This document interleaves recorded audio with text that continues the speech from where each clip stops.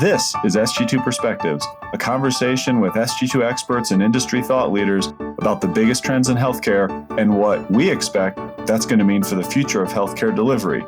I don't think you can talk about the future of anything without technology being part of the conversation. The thing that was really interesting about technology from a workforce perspective is that the leading narrative around technology and workforce is usually that it will lead to a workforce reduction. But the other part of the conversation that is really interesting and that's often missed is the job creation that's going to occur as a result of technology.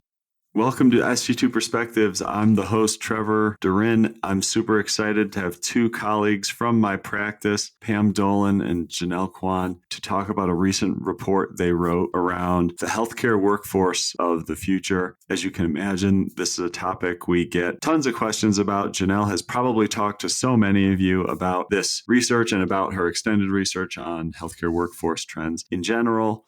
But we wanted to take a further outlook because so much of the hard work health systems have done and continue to do is very focused on reacting to immediate problems, triaging, and working day to day to make sure there's enough people in the hospital and all your sites to see the patients that need to be seen. So you took a little bit longer horizon. Pam, what did the future mean in this case? Sg2 forecast timelines are 10 years, but that doesn't mean that everything we do is a 10-year horizon. How far out did you guys go? How did you think about the future for this report and body of research? It actually changed through the course of writing the report. We knew early on we weren't going to take a forecast-based approach to the research, but instead look at it more conceptually from the perspective of what the world in general is going to look like in the future, and then put a healthcare lens on it and figure out how healthcare is going to have to adapt to that new world, and then what workforce needs would come from that. Knowing that we weren't going to be taking a forecast-based approach, we knew we had to go at least 10 years out, but we didn't want to go too far out because we knew that's not really how health systems approach workforce planning. We initially landed on 12 years, calling it the Workforce of 2035 project. And as I started working on the first draft, I was getting hung up because in order to look forward, you have to look back. And so I was looking back 12 years, and I know this is not going to come as a shock to anyone listening, but healthcare has been really slow to change in a lot of ways. 12 years ago, I was a healthcare technology reporter, and I was thinking about all the things that I was writing about. And I realized that we're still writing about a lot of those things today. And so not a whole lot has changed. When I was thinking about the future, I had a really hard time thinking about this world being much different, and it was going to require a much different workforce. We talked about it as a team and decided to expand the horizon to 20 years using that same approach. Looking back 20 years, I was thinking about some of the things that are ubiquitous in our day-to-day lives today and where they were 20 years ago. And then things started getting interesting using technology as a proxy, that smartphones have changed just the way that we work, live, and play. And they didn't exist 20 years ago. This first smartphone was launched in 2007. So 20 years ago, we were still using Palm Pilots and Blackberries. I'm dating myself now. That really changed the way that we work. If you think about where we are today, 20 years from now, it gets a little more interesting. And we were using that 20-year time frame as a target. Yeah, and Trevor, I think the only thing I would add to that is health systems have done a lot of meaningful work to address here and now workforce issues. Where do I have shortages? What can I do to stabilize my current workforce? But I think Pam and I in our work realized that they needed to have that future-focused lens. And the failure to do that in the past, if we're being really honest, has led to or contributed some of the challenges that health systems are navigating now. And how can we provide some insight to help prevent that future from coming up again? Before we get into the exciting stuff, what you learned, what you focused on, some of the things that really popped, talk a little bit about the process. How did you try to stay that future focused throughout this body of research? Because this is a little different than a lot of our normal projects. We knew that we needed to look outside of healthcare, trying to figure out what does that future world look like over the next 2 decades.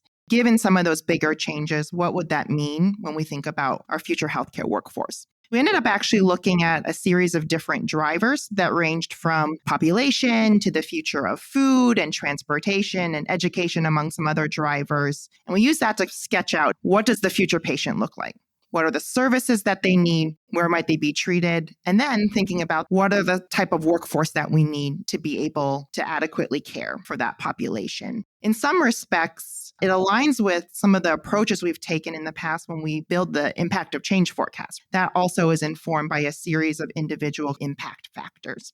Janelle, give me something that popped through that research. What was one theme or something that stood out that was unexpected? Alongside some of those drivers, something that became really apparent in our work is we're undergoing a larger cultural shift around work itself. And that's happening in real time, both how people think about the role of work in their life, but also how people approach building a career. I think some of this is a shorter term artifact of the chaos of the last few years, people taking stock and figuring out what do I want and what does that mean as it relates to work. But some of it in the research Pam and I were doing is really also reflective of these generational differences that we see. If you think about Gen Z, over the next 2 decades, they will come to lead our healthcare workforce. And in a lot of respects, they have very different ideas about work than the generations that preceded them. More likely to have multiple jobs at once, more likely to see work as fluid in the context of being able to try out different professions, cross sectors. That is very important when we think about who makes up our future workforce. But if you're a health system, that's also important if you think about the process of figuring out new roles and reimagining the work. Those shifts have to be factored into that planning. Pam, what really surprised you or one big theme that stood out? The whole technology theme. I don't think you can talk about the future of anything without technology being part of the conversation. The thing that was really interesting about technology from a workforce perspective is that the leading narrative around technology and workforce is usually that it will lead to a workforce reduction. And people are always concerned about that. But what we found is there will indeed be jobs that are going to be filled by robots and automation, but that's actually going to be necessary. And these aren't going to be taking jobs away, but these are going to be jobs that we can't fill because we simply don't have enough people to fill these jobs. So we're talking about some of the jobs that are hard to fill today that are low paying, maybe have a high turnover rate. These are things that could easily be automated. But the other part of the conversation that is really interesting and that's often missed is the job creation that's going to occur as a result of technology. We're talking about new jobs that are going to require brand new skills, new curriculums from medical schools and other universities, and also dual track training programs. One example that comes to mind is AI. We're already seeing this happen. There was an article that came out a couple of weeks ago about a med school in Texas that announced the first ever dual AI medicine degree. There's going to be more following suit. We'll see more of those types of things. The technology job creation is going to be an interesting one to watch. That's a great one. So you've started sharing some of this research with our members, with health system leaders. What's one of your jobs of the future that they latch onto and always want to talk about and want to hear more about?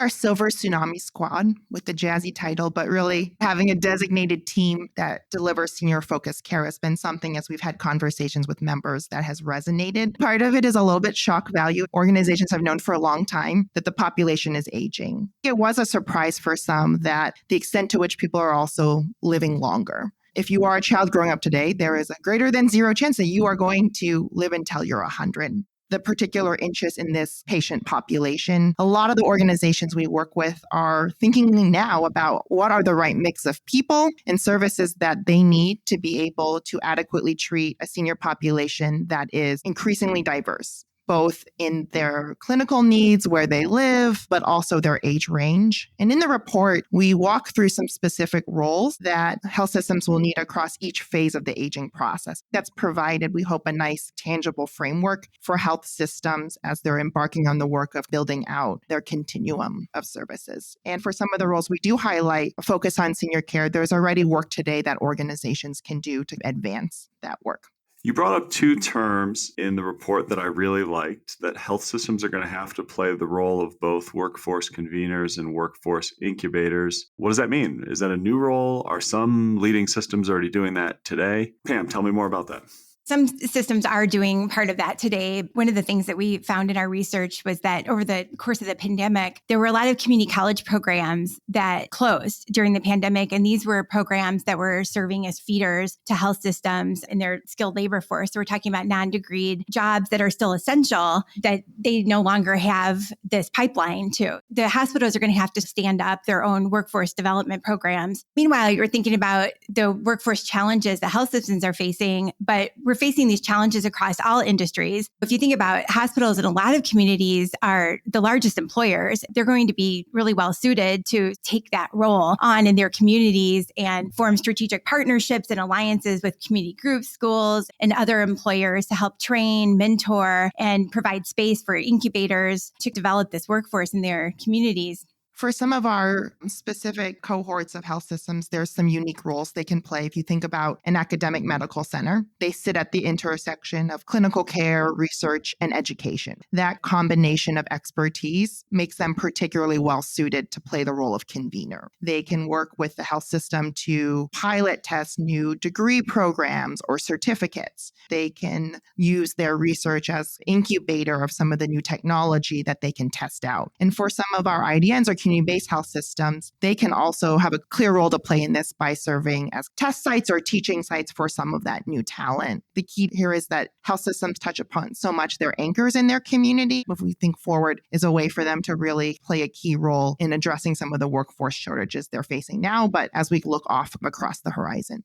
To the earlier point that I was making about some of these dual training tracks that are going to be necessary given the technology, hospitals are going to play an important role of that because there's going to be different disciplines that are going to be combined with medicine. Hospitals are going to provide that part of it while somebody in technology may be providing the other half, like software architects, for example, who are interested in medicine. Hospitals may join forces with other technology companies in their communities, for example, to create these dual training tracks.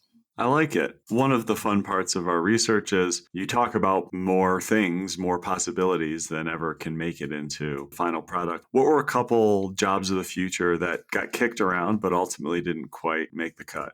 I'll start with an example and then I'll kick it over to Pam. We talked a lot about the role of medical ethics. There are certainly medical ethicists within health systems now, but one of the things we batted back and forth as a group is we see a world where there is an expanded scope of their responsibilities or there's some specialization within that. When you think about the proliferation of technology or AI-enabled solutions, that introduces some kind of potentially thorny ethical questions. When is the right or wrong time to use technology, especially if we think of a frontier where technology is potentially informing and making clinical decisions. AI continues to rapidly advance, but it was designed by humans with the natural biases that come in that. How can we make sure that whatever technology that we adopt, we kind of limit those biases or are well aware of some of those potential limitations? So that kind of larger, thornier question of what do we do and how do we adapt when technology continues to play an increasingly active role in how we deliver care for patients?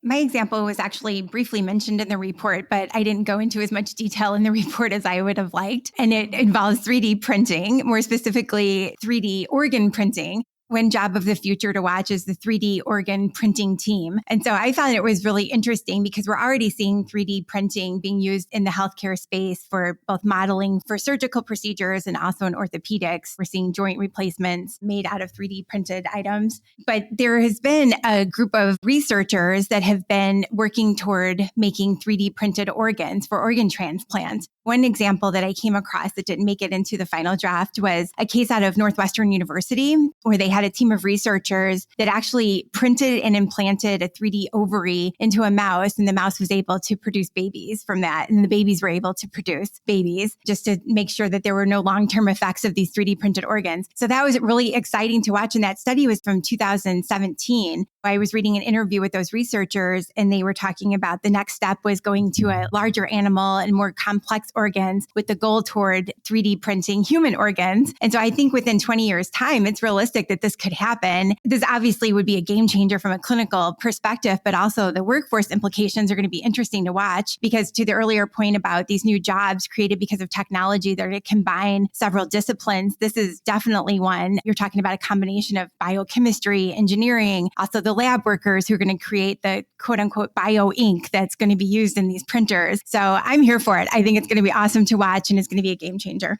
When you say you wrote a little bit about it, you wrote a lot about it, but it got chopped a little bit. We know how the process works. One last question. When you talk to members in health systems about this, Janelle, how are they using this report? Is it these are conversations they're already having and this is supplemental? Are they still not quite thinking this far ahead and this is like helpful food for thought to make sure the things they're prioritizing today are going to have a longer term impact? How are they using this research? We're hearing some that are saying some of this is a kickstart to reaffirming the work that they're starting to do now.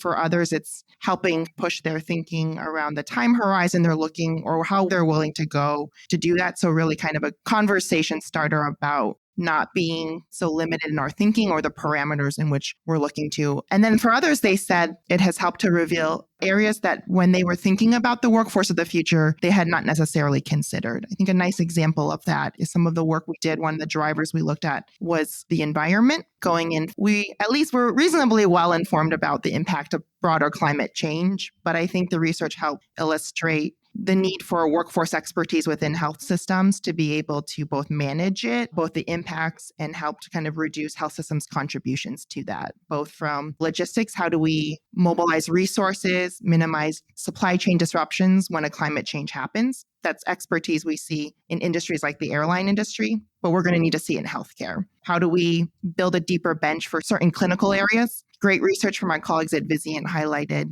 the fact that following a climate disaster, more heart attacks and strokes. But we also are going to see an acceleration of the chronic disease burden that we're already seeing. Asthma, skin cancer, hypertension, those are workforces that we're going to have to potentially bolster to be able to deal with these needs. For some, it's been a reflection of we were looking within these areas, but this has kind of widened the scope of when we think about workforce and what that needs to look like going forward. Thank you both so much. Terrific body of research. Thanks for sharing it and sharing your perspective here on Sg2 Perspectives. Look forward to having you back again soon. Thank you, Trevor. Thanks so much for listening to Sg2 Perspectives. As always, I really value your feedback, input, comments, or ideas for episodes, and you can reach us at sg2perspectives@sg2.com. Additionally, I recommend that you check out some of the other Vizient podcasts, which cover a range of clinical and operational areas. Those can all be found at vizientinc.com/podcasts.